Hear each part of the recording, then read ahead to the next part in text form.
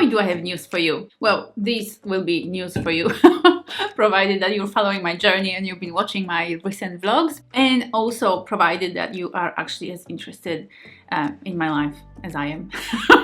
So the news is that my deck in my garden / backyard is now officially done, finished, completed, and I can keep using it without the worry of falling off of it, because previously there was no rail, the railing was missing, and without needing to sort of step over missing boards and holes, you know, in the deck itself. Fortunately, there's only been one victim so far. Well, maybe not fortunately for that victim, but only one victim of that unfinished deck, and that was poor Miss Rosie. She actually fell off the deck once before the railing was installed. So back to the deck. I did not have to hire anybody to do it, that was my fear, that I would need to end up just hiring somebody. The deck originally was supposed to be a gift from one of my friends who is a carpenter, so he actually sort of gifted me the labor, so I paid for all the everything we needed, the wood and all the screws and all the equipment, but he only ended up building about 70% of the deck, and then he left and became unavailable to finish the deck, and that was good few months ago. So I've been basically left with an incomplete deck, but it wasn't a big deal because it was winter here in Australia, so I wasn't really using that deck much anyways. But then when I got together with my man, he actually said that he would gladly finish building the deck. He's not a carpenter, he's not even a tradie. This is just working with wood, is just something that he really enjoys, and he's built a few decks before in his life, and he just basically likes working with wood. So not only I was going to end up with a finished deck, but he was going to have fun as well in the process. So over the last 2 weekends, he was here working on the deck. The first weekend, all he managed to do was just dig up a few spots for foundations for the deck and pour some cement in there and basically prepare that foundation to put in those support pieces of wood. And then that cement had to sit there for a week before it was hard enough, and so the next weekend he was able to come back and finish the rest of it, patch up the deck itself, and complete the surface of it, and also build the rail. So no more falling off the deck for Miss Rosie. So how about I show you the deck? Would you like to have a look?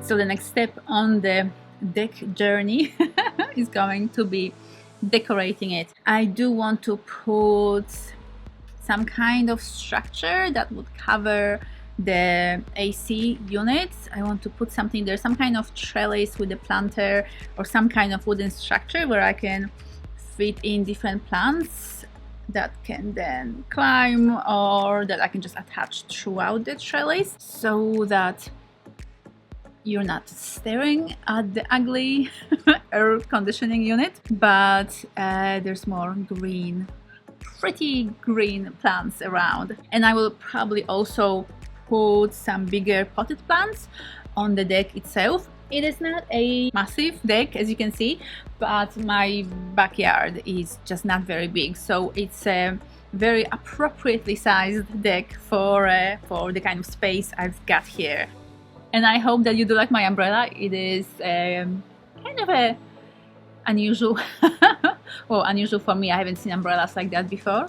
Unusual kind of design. But when I saw it, it felt just like a good choice for my small deck, and something a little different than what I usually had in the past or what people usually buy in terms of that deck umbrella.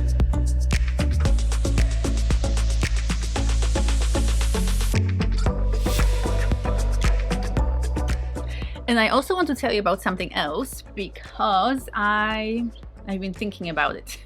Obviously, this is the place where I share my different thoughts, helpful or not so helpful. You decide. Last year, one of the places I went to was south of France, and while there, I really wanted to visit, and I did visit a little town called Rennes-le-Château, which has a fascinating story attached to it, and I did make an entire vlog from that trip and from that experience. So if you haven't seen it, make sure to definitely watch it. And somebody who watched that video left a very lovely and helpful comment recommending that I read a book which dives even deeper into the secret or into the story of the Holy Grail that is attached to Rennes-le-Château. The recommended book was The Portal, and as you can see, I am currently reading it. It is fascinating. The Portal, an initiate's journey into the secret of Rennes-le-Château. And the thing about Rennes-le-Château is that there are basically the whole place is surrounded by a secret and a mystery that we don't know that much about, and that a lot of people have been diving into and digging into, trying to figure out the truth of what actually happened there. Again, I won't be recalling the story here because you can watch the vlog where I basically described everything. And this next book, or I guess a book that appeared later on, The Portal, that is meant to be actually, or that's what I was told by the kind viewer. This book actually explains the secret, so I had to definitely get it and read it because it is a fascinating story indeed. But I haven't finished it yet. I'm only about this much in, so I'm not exactly certain whether the book is going to deliver on its promise, but I have faith and trust, and it is a very interesting read, so I'm enjoying it very much.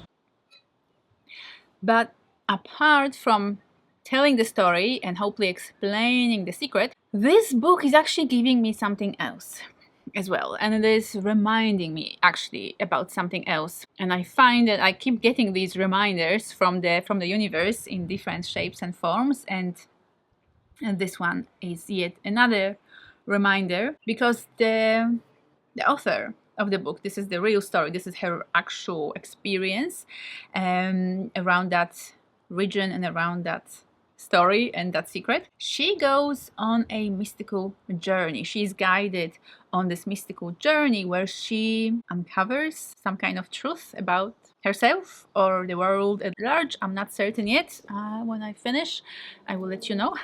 But that mystical journey is something that keeps kind of reminding me that I am not giving enough of my time and attention to my own mystical experiences and to my own spirituality and to that kind of non-physical. It has been very clear to me for many, many years now is that my spirituality, my beliefs and my experiences beyond the physical world are extremely important to me. And for as long as I am ignoring them because I am stressed or I keep working or I prioritize other things, then I just cannot be happy, or I'm struggling to actually feel peaceful, happy and fulfilled in myself. And the reason for these reminders and why the universe just keeps sending me these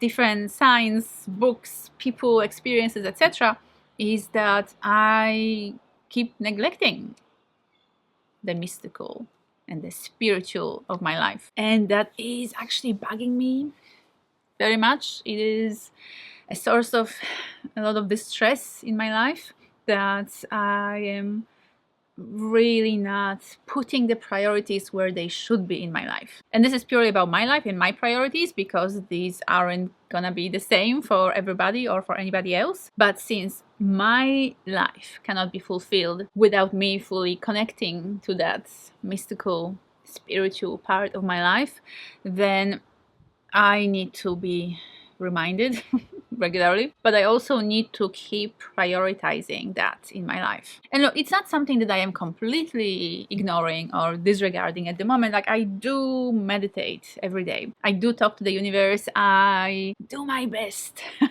in my daily affirmations and my mindset and the way I think and approach life. Like, I do my best to stay connected to the universe, to the larger than me aspect of me and of the world. But last week in my last vlog, I talked about that desire to pretty much almost like either downsize or just bring my life to the point where I don't have to pay a mortgage anymore. So basically creating that plan where in 3 years time I sell my properties and I just buy whatever I can afford, as long as I don't have to take a mortgage. And one of the big reasons behind that is that I am getting tired of hustling. I am getting sick and tired of being so focused on the material or on the business, on the money, etc. Because my fear is driving me, because my anxiety is driving me. Like, I need to be able to pay my mortgage every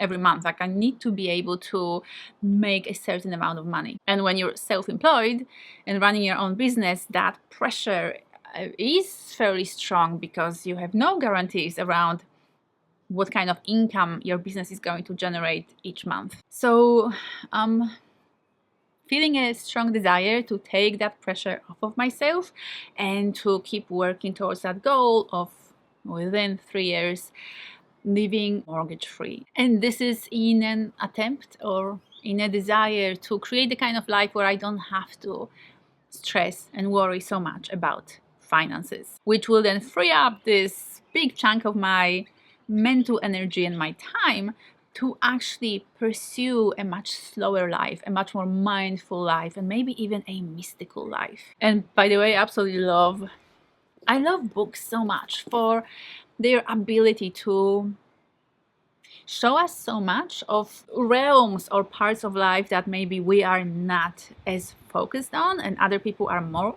focused on, because that is their priority. And so reading books allows me to, in a space of one book, sort of access the knowledge or expertise or experience of someone who's lived passionately for or around a certain topic, like mysticism, but also like sexuality or anything else in life for that matter. There are books about pretty much anything, whatever topic you are interested in. You only need to do a bit of a research online to see that there are so many books, or there have been so many books written about that topic by people who have given that topic many hours or years or even their entire lives. So here you are given this opportunity to absorb so quickly and easily in a space of hours, so much knowledge and so much just expertise or information about any topic you desire. So I definitely am a bookworm. This is something that it's always been a part of my life. I've always loved reading books. I do prefer the paper books, and I buy them still, even though I could just get a Kindle and save myself space or money by not buying physical books. But the experience of sitting there with a book is just, to me, powerful. So part of that slower life that I am picturing for myself is also because I want to be able to read a lot more. I have so many books that I have bought, but I haven't read yet, that are still on my to-be read pile. And no, it's not an actual pile. They're just scattered all over my bookshelves and bookcases, because there's just so many of them. But in my mind's eye, I am seeing myself somewhere in a lovely house surrounded by nature, or at least some nature, where I can just relax, live a slower life and read a lot more.